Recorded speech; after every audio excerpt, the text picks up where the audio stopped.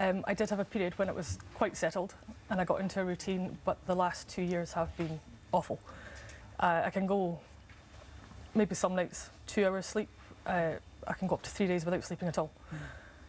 With 4 kids, it's not practical. Because your children, 4 children from 11 to 14, 4, Yeah. so young to just 11. Yeah. And you lost your husband, sadly, in 2013. I did, yes. And that had a very substantial effect on your sleep patterns. It did, yeah.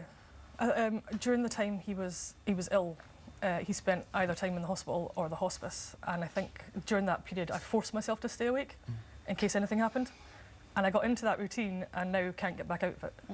So it's affecting me still. Yeah, and you say affecting you. In what way, day to day, do you feel it is? Well, it just makes every day-to-day thing harder because you're exhausted all the time. Simple things like getting up 7 o'clock in the morning to take the kids to school is a lot harder when you've only fallen asleep at 6. You don't realise how much of effect it has on you at the time, and I think it's just getting to the point now where it's causing me to get quite depressed and quite down about it. Well, you've tried everything, haven't you? I have, yeah. I've What have you tried? Everything from giving up caffeine, I've given up smoking, I've tried the lavender things, reading books, counting sheep.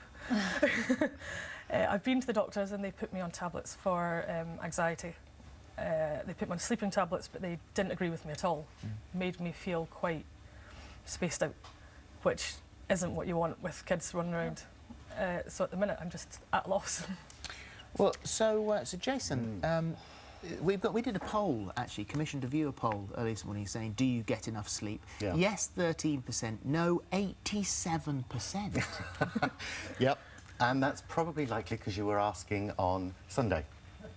And of course, we all tend to sacrifice our sleep throughout the week, and then we try to catch up as much we can at the weekends, and it always tends to fall back apart. And so Sunday nights and Mondays, they tend to be the worst nights of the week for us.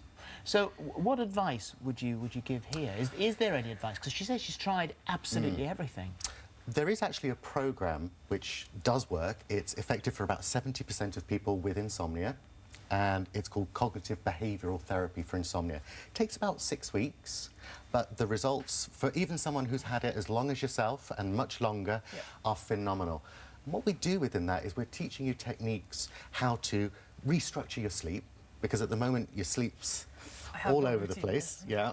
I mean, we talked earlier and you were saying that you spend probably about 8 hours, 8.5 hours in bed, but you're only actually getting about 4 on a really good night. If I'm lucky, yeah. Yeah. And we're going to restrict the sleep down.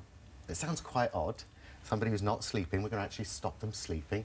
Well, we're not. We're actually going to stop how much time they spend in bed. Because I would imagine at the moment the bedroom is somewhere that's angry, Yes. frustrated and miserable. Yeah, Yeah. definitely. We're going to get rid of all of those emotions. We're going to put you back into bed only to let you sleep. Right. And then what we're going to do is we're going to deal with some of those worries and concerns and that racing mind that you talk about. But also, one of the other emotions that I'm sure you're feeling now, it's not that long since you lost your husband, so No. you've got anger and frustration, but also sadness as well, I would have Yes. Yeah, I think it's a lot combined. It's hard to put your finger on what's causing the lack of sleep.